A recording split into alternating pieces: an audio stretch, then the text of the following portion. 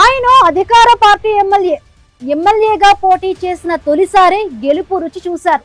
కానీ ఆ ఆనందం ఎన్నో రోజులు లేదు.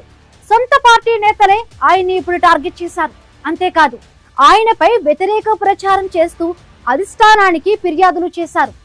తనను టార్గెట్ చేయడంపై మొదట్లో కలత చెందిన సదరు ఎమ్మెల్యే తన పని తాను చేసుకుంటూ దూకుడును ప్రదర్శించారు.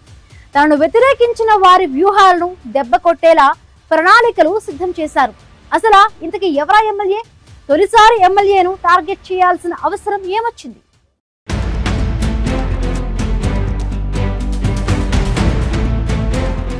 సింహపురి రాజకీయ చదరంగంలో ఎత్తులకు పై ఎత్తులకు అసలు కొదువే లేదు. సాధారణంగా ఎక్కడైనా అధికార పార్టీ ఎమ్మెల్యేలకు ప్రతిపక్ష పార్టీ నేతల మధ్య ఆరోపణలు ప్రత్యారోపణలుంటాయి. కొన్ని సందర్భాల్లో సొంత పార్టీ నేతలతోనూ అక్కడక్కడ ఇబ్బందులుంటాయి.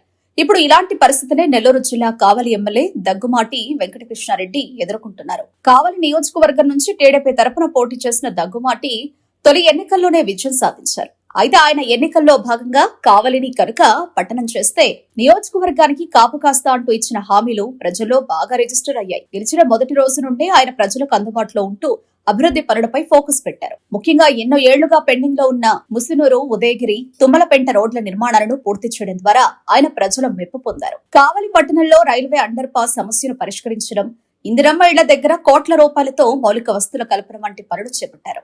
ఇక సోమశిల జలాశయం నుండి సాగు, తాగునీరు అందేలా చూడటంతో పాటు దగదర్తి విమానాశ్రయం భూసేకరణ ప్రక్రియను వేగవంతం చేయడంలో ఆయన కీలక పాత్ర పోషిస్తున్నారు.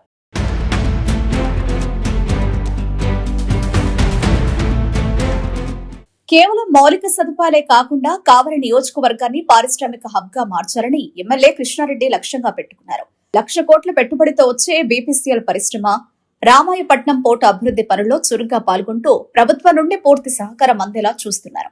అధికారులను సమన్వయం చేసుకుంటూ సంక్షేమ పథకాలను ప్రజల చేరువలో చేయడంలో ఆయన సక్సెస్ అయ్యారు. అయితే నాణానికి ఒకవైపు అభివృద్ధి కనిపిస్తున్నా మరోవైపు మాత్రం ఆయనకు రాజకీయ సెగ తగులుతోంది. ఎమ్మెల్యేగా ఆయన సాధిస్తున్న ఈ వేగమే సొంత పార్టీలోని కొందరు నేతలకు కంటగింపుగా మారిందనే చర్చ జిల్లా రాజకీయాల్లో జోరుగా సాగుతోంది. బయటకంతా బాగున్నట్టు కనిపిస్తున్నా లోలోపల మాత్రం కృష్ణారెడ్డిని దెబ్బతీసేందుకు స్కెచ్లు సిద్ధమవుతున్నాయట. ఎమ్మెల్యేగా గెలిచిన తొలినాళ్లలోనే దగదర్తికి చెందిన ఒక సీనియర్ టీడీపీ నేత కృష్ణారెడ్డిపై వీధి పోరాటానికి దిగారు.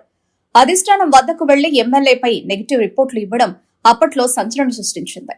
ఆ ఎపిసోడ్ ముగిసింది అనుకునే లోపే ఇప్పుడు మరో సీనియర్ నేత తెరపైకొచ్చారు. ఈయనకు పార్టీలో మంచి పట్టు, పలుకుబడి ఉండడంతో కృష్ణారెడ్డికి ఇబ్బందులు తప్పడం లేదని సమాచారం. ఎమ్మెల్యే కృష్ణారెడ్డిపై వ్యతిరేకతతో ఉన్న సదరు నేత ఎలాగైనా పార్టీ పెద్దల్లో వ్యతిరేకత వచ్చేలా చూసి నియోజకవర్గంలో తన ప్రాబల్యం పట్టు పెంచుకునేలా పావులు కదుపుతున్నట్లు తెలుస్తోంది. వచ్చే ఎన్నికల నాటికి నియోజకవర్గంలో ఎమ్మెల్యే గ్రాఫ్ తగ్గించి తమ వర్గం వారికి టికెట్ దక్కించుకోవాలనేది ఆ నేత వ్యూహంగా కనిపిస్తోంది. అందుకే నియోజకవర్గంలో ఎమ్మెల్యేకు వ్యతిరేకంగా ఉన్న చిన్న గ్రూపులను ప్రోత్సహిస్తూ వారికి ప్రభుత్వ కార్యాలయాల్లో పనులు జరిగేలా చూస్తూ సమాంతర రాజకీయం నడుపుతున్నారనే ఆరోపణలు వినిపిస్తున్నాయి. సొంత పార్టీ నేతలే ఇలా గోతులు తవ్వడం చూసి క్యాడర్ కూడా అయోమయానికి గురవుతోంది.